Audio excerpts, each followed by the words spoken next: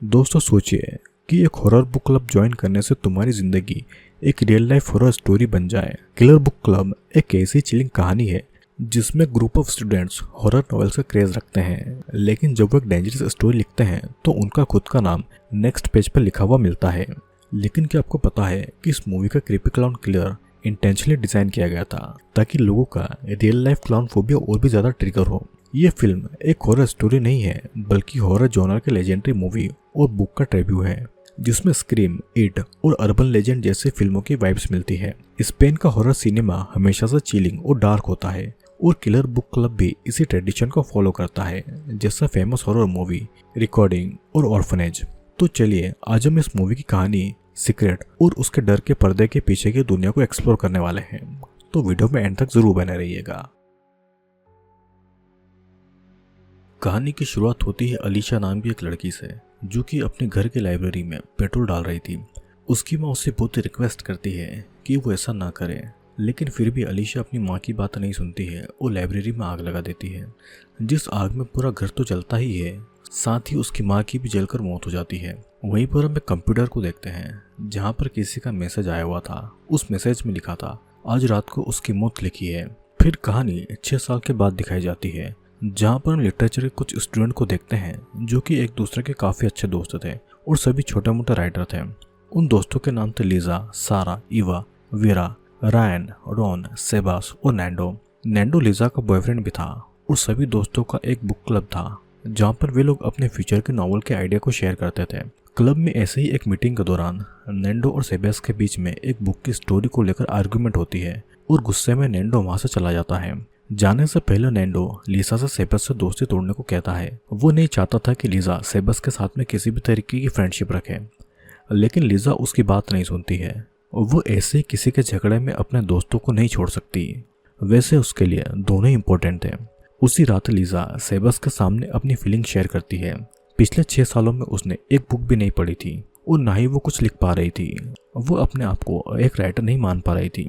तब सेबस उसे प्रॉमिस करता है कि जब लीजा को कोई भी हेल्प चाहिए होगी वो हमेशा उसका साथ देगा। उसी रात लीजा राइटिंग के लिए हेल्प मांगने के लिए अपने प्रोफेसर को एक ईमेल करती है, लेकिन वो उस ईमेल को सेंड नहीं करती है। तभी उसकी नज़र उसी बुक पर जाती है जिसका सेबस ने मेंशन किया था। वो बुक एक क्लाउन किलर के ऊपर थी जो मेंटली डिस्टर्ब था, जिसके बाद वो क्लाउन का आउटफिट पहनकर लोगों को ब्रूटली मारने लगा था। उस क्लाउन की स्टोरी पढ़कर लीजा इतना ज्यादा डर गई थी कि उसने अपना लैपटॉप तक बंद कर दिया था। अगले दिन प्रोफेसर उन सभी को उनकी ओरिजिनल स्टोरी लिखने की एडवाइस देता है। उनके मुताबिक एक राइटर तब तक राइटर नहीं बनता है जब तक वो अपनी खुद की स्टोरी नहीं लिखता है। और यहाँ पर लीजा सोच में पड़ जाती है क्योंकि आज तक उसने जो भी स्टोरी लिखी थी वो कोई ओरिजिनल स्टोरी नहीं थी। क्लास के खत्म होने के बाद में प्रोफेसर लीजा को अपने कैबिन में बुलाते हैं और जब लीजा उनसे मिलने के लिए जाती है तो वो उसको उसके ईमेल के बारे में बताते हैं। लीजा थोड़ा कंफ्यूज थी, उसे ये याद भी नहीं था कि क्या उसने ईमेल सेंड भी किया था या नहीं। अब इस बात को इग्नोर करके लीजा प्रोफेसर से उसकी राइटिंग को लेकर हेल्प मांगती है, लेकिन प्रोफेसर केबिन का डोर लॉक करके लीजा के करीब आने की कोशिश करता है। लीजा उसे डोर खोलने की धमकी देती है, लेकिन प्रोफेसर उसकी बात नहीं सुनता है और उसे एब्यूज करने लगता है। लीजा जब चिल्लाने वाली थी तब जाकर प्रोफेसर डोर को खोलता है और उसे जाने देता है, लेकिन उसे धमकी भी देता है कि अगर लीजा ने इस बारे में किसी को कुछ बताया तो वो उसकी जिंदगी बर्बाद कर देगा। घर जाकर लीजा इस बारे में अपने सभी दोस्तों को बताती है। प्रोफेसर की इतनी घटिया हरकत के बारे में जानकर सभी दोस्त बहुत ही गुस्सा थे और प्रोफेसर से बदला लेने का प्लान बनाते हैं। फिर सभी दोस्त एक क्लाउन का मास्क पहनकर रात को कॉलेज जाते हैं, जहाँ पर प्रोफेसर अपने केबिन में अकेला था। वहाँ पर वे लोग हथियार लेकर प्रोफेसर को डराने लगते हैं। उसी समय हम एक स्ट्रेंजर को भी क्लाउन मास्क पहने हुए वहाँ पर देखते हैं। प्रोफेसर को अकेला पाकर वो उसके सर में एक हैमर से मारता है। इसके बाद जख्मी हालत में प्रोफेसर स्टेयर के ऊपर भागता है जहाँ पर लीजा भी थी। उस समय प्रोफेसर इतना डरा हुआ था कि उसका बैलेंस बिगड़ जाता है और वो स्टेयर से नीचे गिर जाता है। वहाँ पर एक पोल था और वो पोल प्रोफेसर की बॉडी के आर पार हो जाता है, जिससे कि उसकी वहीं पर मौत हो जाती है। ये सब देखकर लीजा शॉक्ड थी। उसी समय वहाँ पर लीजा के बाकी के दोस्त भी आते हैं जो कि लीजा को प्रोफेसर का किलर मान रहे थे, लेकिन लीजा के मुताबिक वो किलर नहीं है। प्रोफेसर जब वहाँ पर आया था तो उसका सर पहले से बुरी तरीके से जख्मी था, मतलब कि किलर कोई और है। लीजा पुलिस को बुलाना चाहती थी, लेकिन उसके सभी दोस्त उसे एडवाइस करते हैं कि भले ही वे लोग सिर्फ प्रोफेसर को डरा रहे थे, लेकिन पुलिस उन्हें ही किलर मानकर उन्हें अरेस्ट कर लेगी। इसलिए सभी इस इंसिडेंट को सीक्रेट रखते हैं और अपना अपना क्लाउन मास्क जलाकर घर से चले जाते हैं। कुछ समय के बाद में पुलिस प्रोफेसर की इन्वेस्टिगेशन खत्म करके उसे आत्महत्या डिक्लेयर करती है और अब सभी की लाइफ पहले की तरह नॉर्मल हो चुकी थी। लेकिन लिजा अभी भी प्रोफेसर की मौत के लिए खुद को ही ब्लेम कर रही थी। उसी दिन उनके चैट ग्रुप में उसे क्लाउन किलर का मैसेज आता है जिसने अपना एक नॉवेल स्टार्ट किया था और उसने नॉवेल की फर्स्ट स्टोरी प्रोफेसर के मर्डर के ऊपर लिखकर उन्हें भेज दी थी, जो पढ़कर सभी दोस्त शॉक्ड थे और ऐसा लग रहा था कि किलर उन्हीं में से कोई एक है। फिर क्लाउन किलर नॉवेल का सेकंड चैप्टर ग्रुप में रिलीज कर देता है जहां पर क्लाउन ने उनकी फ्रेंड वीरा को मारने के बारे में लिखा था। अब इस स्टोरी में जो लोकेशन मेंशन थी, लिजा और सेबस उसी लोकेशन पर जाकर वीरा को ढूंढने लगते हैं, लेकिन वहां पर उन्हें वीरा नहीं मिलती है, पर क्लाउन किलर का एक टू बी कंटिन्यू मैसेज मिलता है। उसी रात को सभी फ्रेंड इस बारे में डिस्कस करने के लिए मिलते हैं। यहाँ पर सारा का कहना था कि किलर उनके कॉलेज का ही कोई इंसान होगा, इसीलिए उसे उनके बारे में इतना डिटेल में पता है और वो क्लाउन किलर उन्हें मारकर इस ओरिजिनल इंसिडेंट को अपनी स्टोरी बनाकर लिख रहा है। मतलब कि वो क्लाउन भी उन्हीं की तरह लिटरेचर का स्टूडेंट होगा और उससे हॉरर स्टोरीज में इंटरेस्ट होगा। उन्हें बस कॉलेज के रिकॉर्ड चेक करके उसे ढूंढना है, लेकिन बहुत ढूंढने के बाद भी उन्हें ऐसा कोई भी स्टूडेंट नहीं मिलता है जिससे हॉरर में इंटरेस्ट हो, तो शायद क्लाउन किलर उन्हीं में से कोई एक होगा। उसके बाद जब लिजा अकेले लाइब्रेरी में थी तो उसे क्लाउन का मैसेज आता है और उसी समय लिजा अपने सामने उस क्लाउन को नोटिस करती है। उसे देखकर लिजा भागने लगती है और वो क्लाउन हथियार लेकर उसके पीछे पड़ जाता है। उसी समय लिजा अपने बॉयफ्रेंड नैंडो से जाकर टकराती है और तभी बाकी के फ्रेंड भी वहां पर आ जाते हैं और अब वो क्लाउन वहां पर कहीं नहीं दिखाई दे रहा था। लिजा और बाकी के फ्रेंड्स नैंडो के ऊपर क्लाउन किलर होने का शक जाहिर करते हैं और फिर वे लोग वहां से नैंडो के क्लब जाते हैं ताकि वे लोग वहां पर जाकर अपना माइंड फ्रेश कर सकें। कुछ देर के बाद में रायन क्लब से बाहर आता है जहां पर उसे वो क्लाउन दिखता है। तब वो क्लाउन के ऊपर अटैक करता है और उसका मास्क हटाता है, लेकिन क्लाउन को देखकर रायन ऐसा बिहेव कर रहा था जैसे कि वो उससे पहले से जानता है और वो उसका दोस्त हो। रायन कुछ समझ पाता उससे पहले ही वो क्लाउन एक हथियार रायन की बॉडी के आर पार कर देता है, जिससे कि रायन वहीं पर मारा जाता है। और रायन की मौत के कुछ दिन के बाद में वो क्लाउन अपने नॉवेल का थर्ड चैप्टर ग्रुप में रिलीज करता है जिसमें उसने रायन के मरने के बारे में लिखा था। उसके बाद स्टोरी में जो लोकेशन लिखी थी, सभी दोस्त वहां पर रायन की बॉडी को ढूंढने जाते हैं, लेकिन वहां पर भी सिर्फ किलर का लिखा हुआ टू बी कंटिन्यू मैसेज था। उसी रात को सेबस से लिजा को पता चलता है कि क्लाउन की आईडी किसी एंजेला नाम की लड़की की है। ये वही लड़की है जिसको हमने मूवी के स्टार्टिंग सीन में देखा था। यहाँ पर एंजेला का नाम सुनकर लिजा शॉक्ड थी क्योंकि उसने 6 साल पहले एक नॉवेल लिखी थी और वो नॉवेल एंजेला की रियल लाइफ के ऊपर लिखी थी। एंजेला की माँ स्टोरी बुक से बहुत ही ऑब्सेस्ड थी। वो बुक की स्टोरीज के हिसाब से एंजेला को एक्ट करने को फोर्स करती थी और जब एंजेला उसके लिए मना करती थी तो उसकी माँ उससे बहुत ही टॉर्चर करती थी। अपनी माँ के टॉर्चर से तंग आकर एक दिन एंजेला ने अपने पूरे घर में आग लगा दी थी। लिजा ने एंजेला के उसी केस के ऊपर अपनी नॉवेल लिखी थी जो बहुत ही पॉपुलर हुई थी और लिजा ने भी बहुत फेम कमाया था, लेकिन इस बात से एंजेला बहुत ही गुस्सा थी। वो नहीं चाहती थी कि उसकी लाइफ की ट्रेजेडी दूसरों के लिए एंटरटेनिंग स्टोरी बने।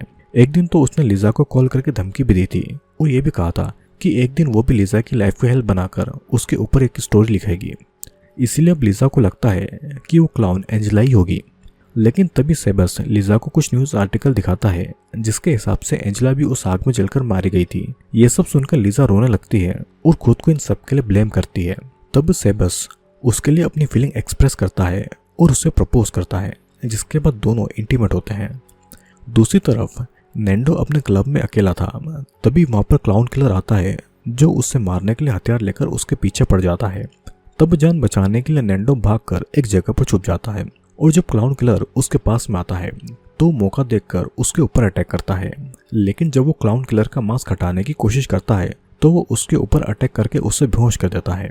इधर इंटरनेट से लिजा को खबर मिलती है कि वो क्लाउन किलर अपनी नॉवेल को पब्लिकली पब्लिश करने वाला है और इसके लिए उसने एक पब्लिक मीटिंग ऑर्गेनाइज की थी जहां पर उसने लोगों को क्लाउन का मास्क पहनकर आने के लिए कहा था। इसीलिए अगले दिन सभी उसी पब्लिक मीटिंग में जाते हैं ताकि वहां पर वो उस क्लाउन को ढूंढ पाए।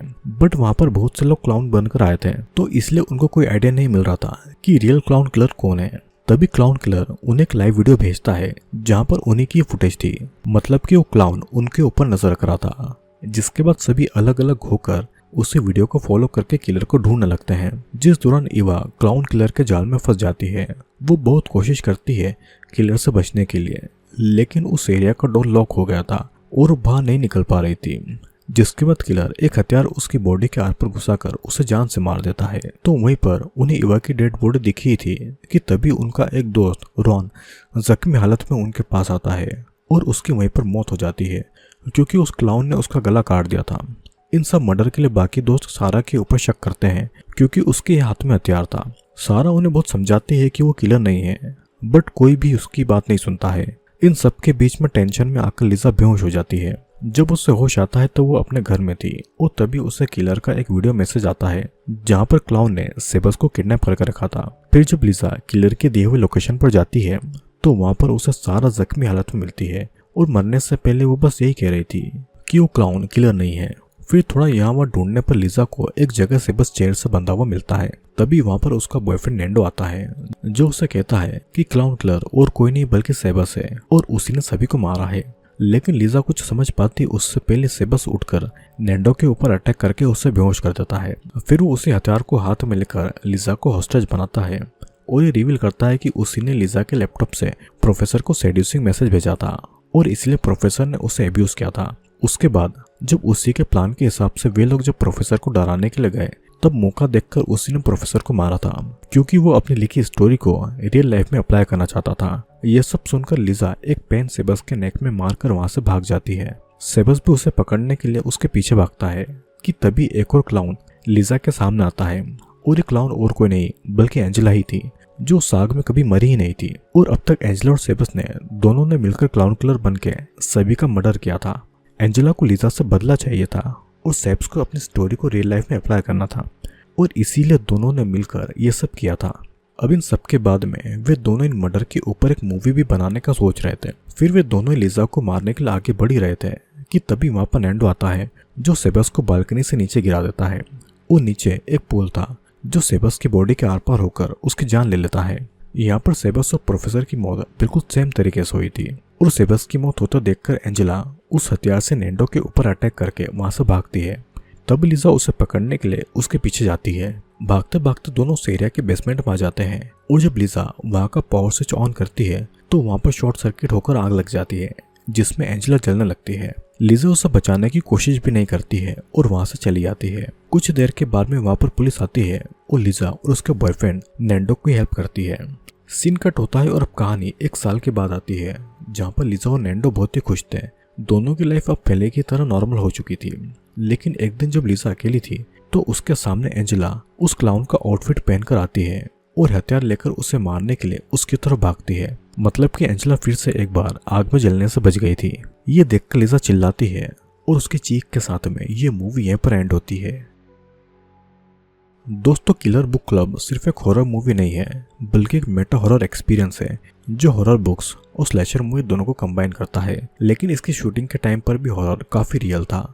मूवी के क्लाउन मस्क का डिजाइन मल्टीपल वर्जन में टेस्ट किया गया था ताकि एक्सैक्ट क्रीपी रियलिस्टिक लुक मिले। मैक्सिमम इफेक्ट प्रैक्टिकल यूज किए गए हैं ताकि डेथ और गोरे सीन ज्यादा ऑथेंटिक और डिस्टर्बिंग लगे। डायरेक्टर ने एक्टर को कुछ जंप स्केयर का आइडिया नहीं दिया ताकि उनका रियल रिएक्शन कैमरा के सामने आए। मूवी में red and dark lighting trick का स्पेशल यूज किया गया है जो कि सस्पेंस को और भी इंटेंस करता है। तो दोस्तों क्या आपने किलर बुक क्लब देखी और कैसी लगी आपको ये क्लाउन किलर और उसकी डेडली स्टोरी? नीचे कमेंट करके जरूर बताइएगा। और अगर आपको ये वीडियो पसंद आती है तो लाइक शेयर और सब्सक्राइब जरूर करें। और अब मिलते हैं नेक्स्ट हॉरर कहानी में। तब तक डर से दूर नहीं बल्कि उसके और करीब जाइए।